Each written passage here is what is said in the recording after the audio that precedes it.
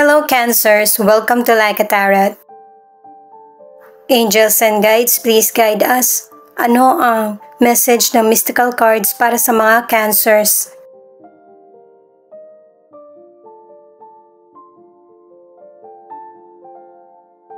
Speak up. Kung ano yung nasa isip mo at saka nararamdaman, yun yung sabihin mo, lalo na kung nasa tama ito.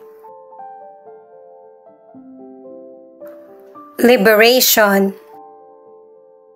Okay naman yung pakikisama, pakikitungo sa kapwa, pero kailangan i-express mo din yung sarili mo.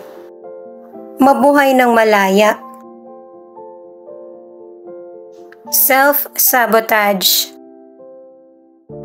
Ihinto mo yung pagsabotahe sa sarili. Kailangan ng pagtanggap sa kung ano yung makakabuti sa'yo at saka kung ano yung pagkakamali para matanggap mo rin ang buo ang sarili mo. Itong speak up muna yung alamin natin. Para sa mga bagong viewers, ang reading na ito ay timeless reading, general reading at guide po lamang. Hindi po magre-resonate sa lahat kaya kunin mo lang yung akma sa sitwasyon mo. At kung kailan mo napanood ang reading na ito, yon ang start ng 1 week reading para sa'yo. Ikaw na bahala magpalit kung si person mo ito o ikaw. Angels and guides, please guide us. Bakit ipinakita itong tatlong mystical cards para sa mga Cancers?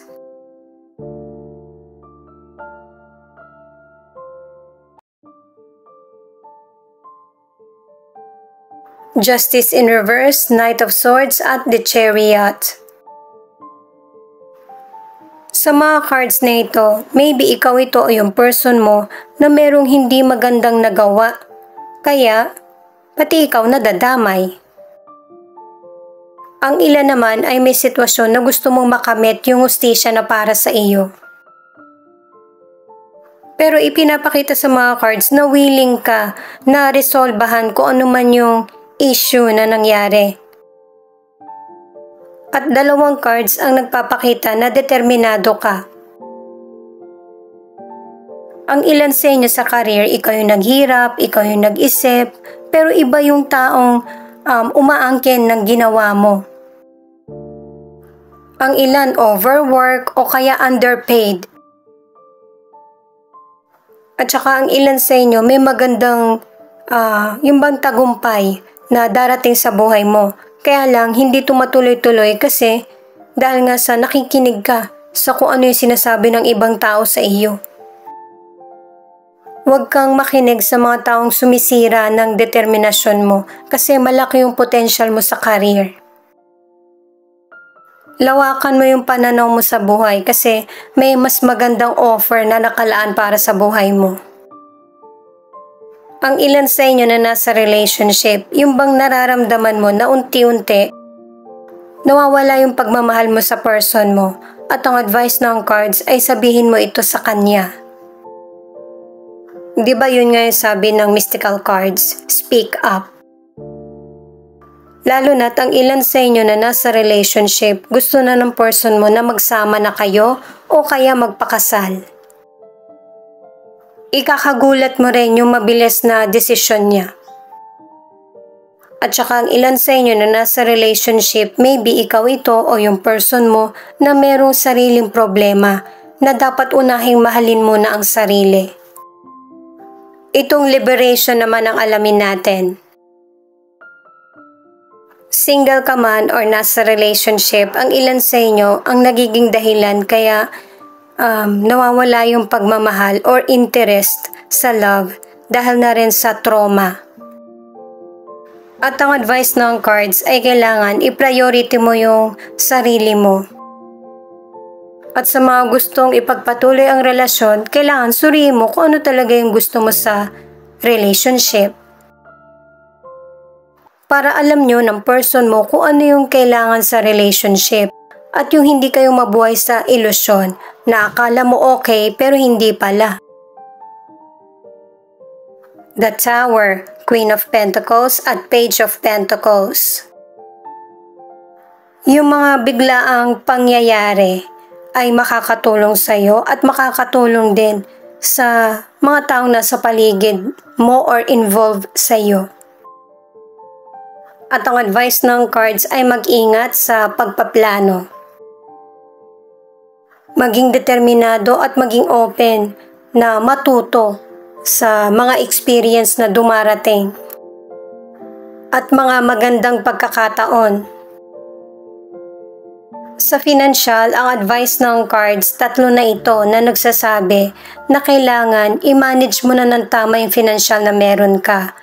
Para kapag may biglaan na darating na bayarin or bibilhin, meron ka na nakatabi.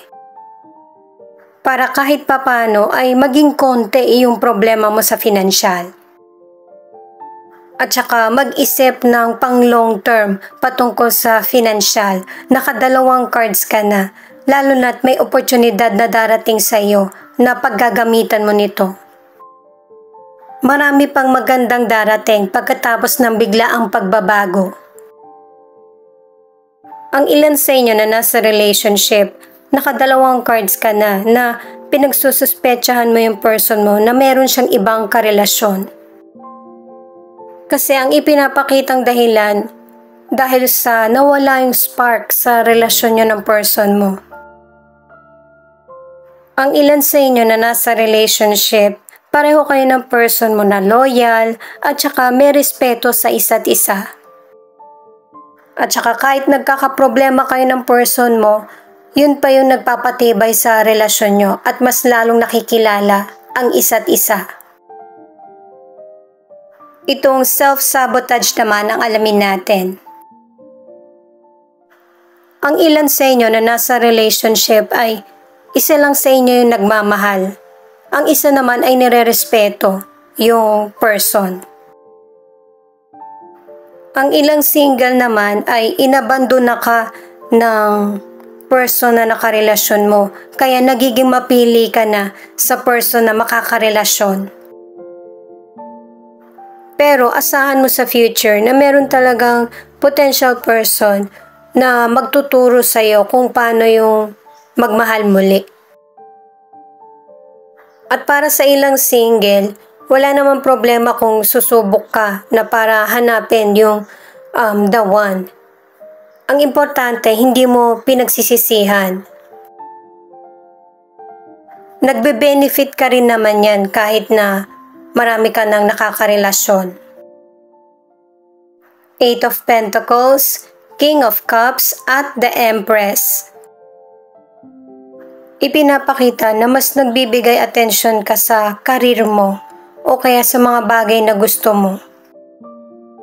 At saka ang ilan sa inyo ay gusto mo talagang magsimula ng bagong karir. At katulad ng ipinakita na mystical card na self-sabotage, huwag mong ikumpara yung sarili mo sa iba. Pero para sa ilan, kapag kinumpara mo yung sarili mo sa iba, mas lalo kang magiging masigasig na maging successful. Hindi inggit, kundi may inspire. Sa health, kailangan ng pag-aksyon para mapapabilis yung improvement mo, lalo na kung nagpapatingin ka sa doktor. At saka para sa ilan, kailangan ng yung bang ibalanse mo yung emosyon mo at saka maging positibo. At para sa ilan, kung hindi ka pa ready maging magulang or ayaw mong madagdagan yung anak mo, mag-ingat. Kasi merong pregnancy yung card mo. Ang ilan sa inyo na nasa relationship, kahit na nagsasakripisyo ka para sa pamilya mo, kailangan magbigay ka pa rin ng oras sa person mo para mabuo yung pagkakaisa sa relasyon. Ang ilan sa inyo napaka-romantic mo pa naman, mamimiss yun ng person mo kahit hindi niya sabihin sa iyo.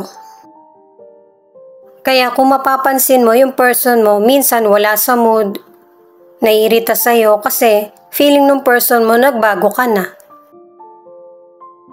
At ang advice ng mga cards ay pag-usapan ng problem at saka magtiwala ka din sa person mo.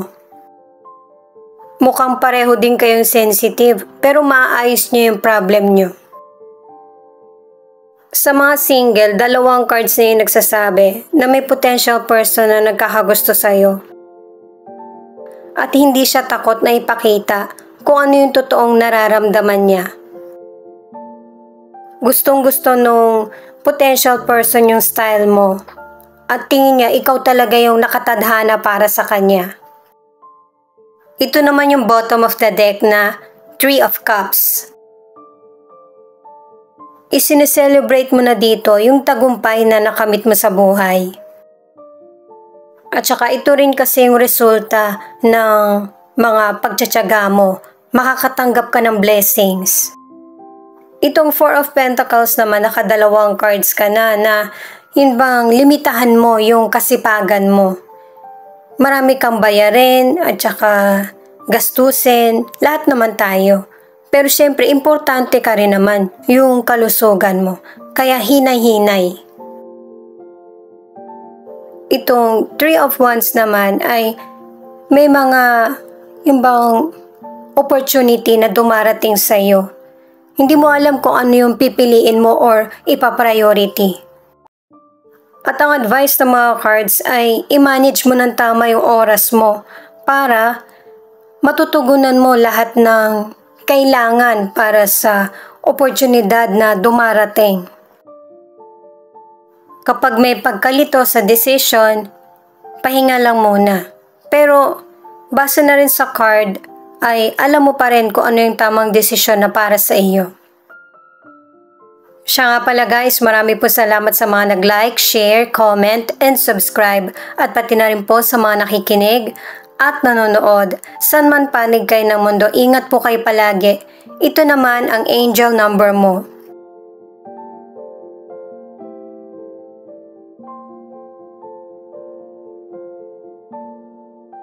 Affirm. You are the one who is about to bring wealth into your family. Type yes if you believe.